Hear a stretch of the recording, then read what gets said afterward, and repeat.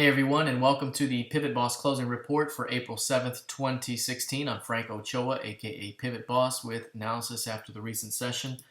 We talked about how prices have trended higher over the last 4, 5, 6 weeks off of these recent lows here.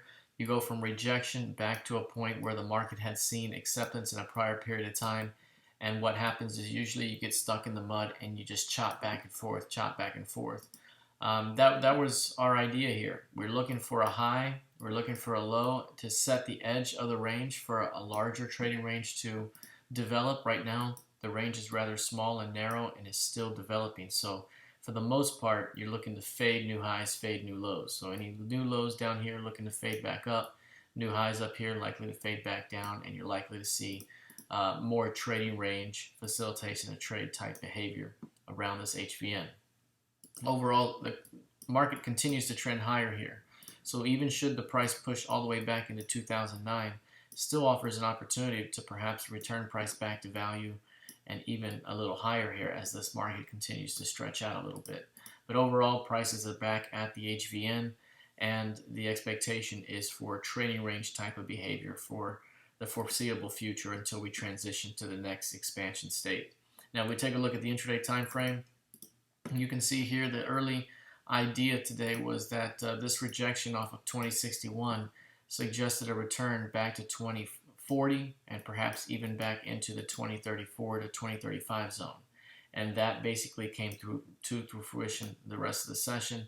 A nice rebound here off of VWAP helped spark the initial selling pressure. Prices eventually pushed below 34s and dropped as low as 26s before popping back up and close the day right on the previous session's close. So this is going to be important here. I still believe that any push to the downside was likely to be an opportunity to fade it back up. Right now, prices being currently rejected below 2034. So if price can hold above 2030, the expectation is for this thing to walk back up toward 2053 and perhaps back toward previous highs. Okay, taking a look here at crude oil.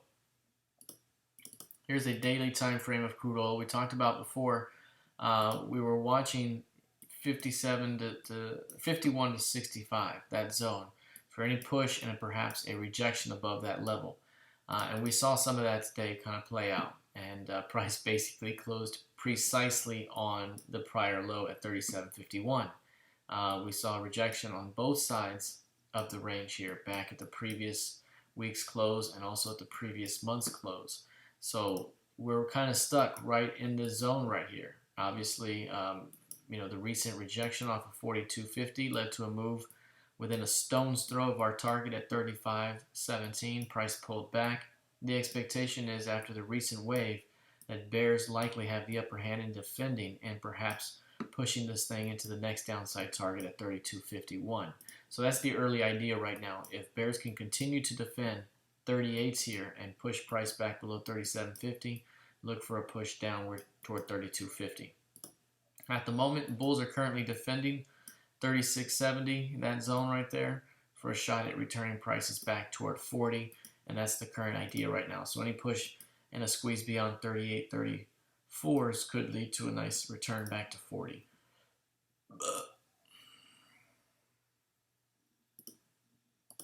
Okay, let's take a look at the intraday time frame here. Looking on an intraday basis, one thing that's been apparent here is how prices have rejected off the previous highs in a lot of these markets. We saw the same thing happen here at 38.30. That's the bottom of that key range we talked about before. Price rallied right into that area and sold off immediately right away from that level. That's why we knew heading into the RTH session that we were likely going to continue downward, perhaps back to 5-day VPOC at 36.96, and that's all price did. It continued its downward price discovery, got to value, and just chopped around that level. That's all it did. So right here, we obviously know where the market is positioned. We have a very clear, symmetrical consolidation type of range here. About 37.15 likely squeezes back into, 37.65 and beyond. And any failure to get back above 37.20 here opens up the potential to see further downside price discovery. So right now, price chopping around VPOC. That was our expectation after the rejection on highs. We were looking for price to return to 5-day VPOC. Now we have to see how this thing plays onward. Again, any failure to hold 36.55 opens up a move to fill the gap back toward 36. All right, taking a look now at gold. Gold has formed a very clear distribution range on highs. Support continues to be well defended on lows, which means we now have increased inventory of sell stops below. We have a very clear trading range that has formed here over the last couple of weeks, and we could see expansion from this range to either side. If we do get an upside break, keep in mind any push above the 1265, 1270 will likely be seen as a selling opportunity for a return back down.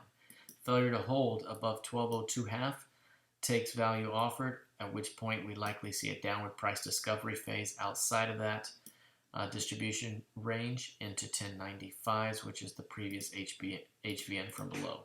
So a lot to watch out for here. Nothing really to do now until expansion occurs or until we see the upper edge of this range. So right now we're just right at a zone where there's no clear edge just yet.